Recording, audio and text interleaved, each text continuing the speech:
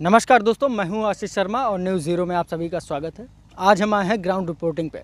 Ground reporting हमारी इस संबंध में है कि जैसा कि अभी भारत बंद के दिन योगी सरकार ने किसानों की फसलों में मूल्य वृद्धि किया था, उस बारे में हम जानकारी करेंगे और जानेंगे लोगों से कि उनका क्या है विचार। दादा, आपका क्या शुभ नाम है? राजेंद्र प्रसाद। राजेंद्र प्रसाद, जैसा कि योगी सरकार ने अभी मूल्य वृद्धि की है, उस बारे में आपका क्या कहना है? उससे आप संतुष्ट हैं?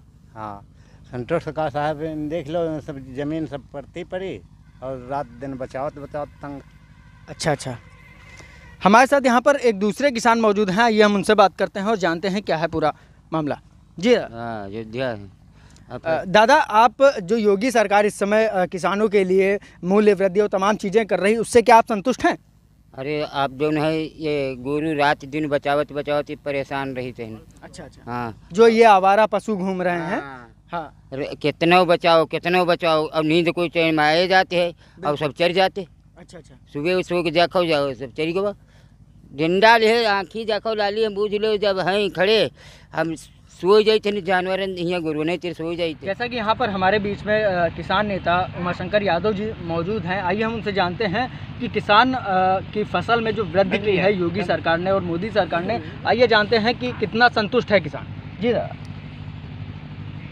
प्रदेश की भारतीय जनता पार्टी की सरकार और देश की भारतीय जनता पार्टी की सरकार ने किसानों के साथ केवल छलावा किया है और गन्ने पे जो मूल्य वृद्धि की है वो नाकाफ़ी मैं कहूँगा, क्योंकि जिस हिसाब से डीजल के रेट बढ़ाए गए, पेट्रोल के रेट बढ़ाए गए लगातार 60 रुपये से 100 रुपये यानी 40 रुपये प्रति लीटर, और गन्ने पे बढ़ाया है मात्र 25 रुपया, तो ये नाकाफ़ी है।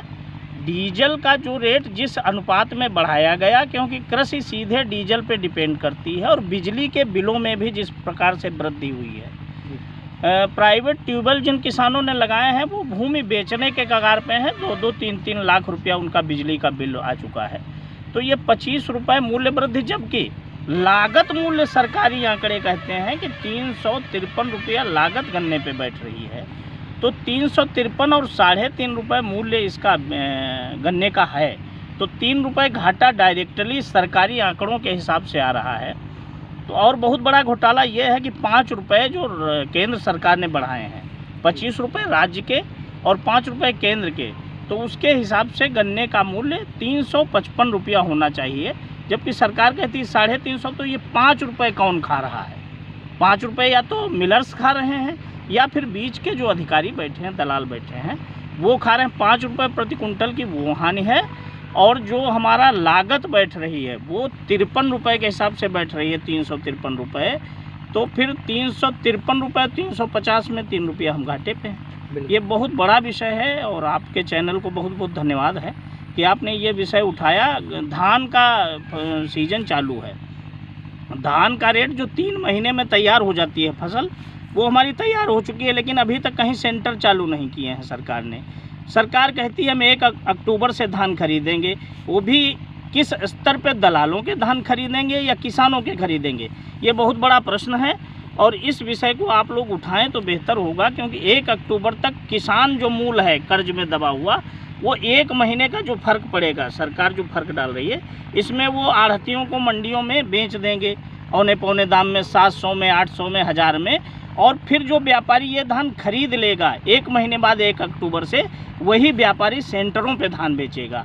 तो ये बहुत बड़ा विषय है, सरकार को समय से सेंटर चालू कर देना चाहिए। अच्छा, राकेश टिकैत जी, जैसा कि इस समय पूरा देश में आंदोलन चल रहा है तीनों कृषि कानून बिल को लेकर के, लेकिन सरकार का कहीं ना कहीं कहना है कि ये तीनों कृषि कानून किसान के पक्ष में है, इस बारे में आप क्या कहेंगे? सरकार को जिन लोगों ने बनाया, कुछ चंद लोग हैं, बड़े पूंजीपति हैं, कारपोरेट हैं, उन्होंने भारतीय जनता पार्टी सरकार का निर्माण किया है, बनाया है, तो उनसे वो वादा खिलाफी नहीं कर सकते।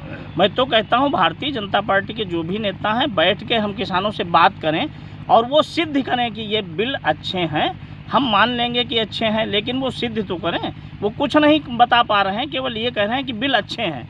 अब उनमें अच्छाई क्या है ये बताने में तो अभी तक वो बता नहीं पाए हैं, असमर्थ रहे। अच्छा, जैसा कि अभी ये चल रहा है, एक प्रकरण और चल रहा है, आवारा पशु के माध्यम से किसानों को बहुत नुकसान हो रहा है, उस बारे में क्या कहेंगे आप? आवारा पशुओं के का जो विषय है, भारतीय जनता पार्टी ने पशुओं को तो खुला छुड़वा दिया, रोड पे हैं और रोज़ दुर्घटनाएं हो रही हैं और किसानों की फसल एक तरीके से चौपट हुई जा रही है। इतना महंगा डीजल लगा के और सब लगा के किसान फसल तैयार करते हैं, उसको जानवर चर जा रहे हैं और सरकार ने कोई व्यवस्था नहीं की है। किसानों, मैं तो कहता हूँ किसानों से मिल के ही हम लोगों से एक उचित टैक्स ले लिया जाए। गौशाला का भी हम लोग इस चीज़ पे राजी हैं, उचित टैक्स ले लिया जाए और हर गांव में एक बाड़ा हर ग्राम सभा में बना दिया जाए, उससे चारे की व्यवस्था हो जाए और उसकी व्यवस्था अधिकारी करें और वो पैसा हम लोग ही दे देंगे, भूसा दे देंगे, लेकिन उसकी व्यवस्था समुचित सरकार करे, लेकिन सरकार कर नहीं पा रही है। चलिए, बहुत बहुत धन्यवाद। जैसा कि आप लोगों ने देखा कि अभी अभी हमारे साथ में राष्ट्रीय अध्यक्ष जी जुड़े हुए थे और उन्होंने बताया कि किसानों की क्या क्या समस्याएं हैं, लेकिन दूसरा पक्ष देखते हैं तो योगी सरकार कहीं ना कहीं बहुत कुछ कार्यक्रम और बहुत कुछ योजनाएं ला रही है, लेकिन उससे किसान संतुष्ट नहीं है। देखते रहिए। कैमरा पर्सन गोपाल के साथ में मैं आशीष शर्मा, सीतापुर।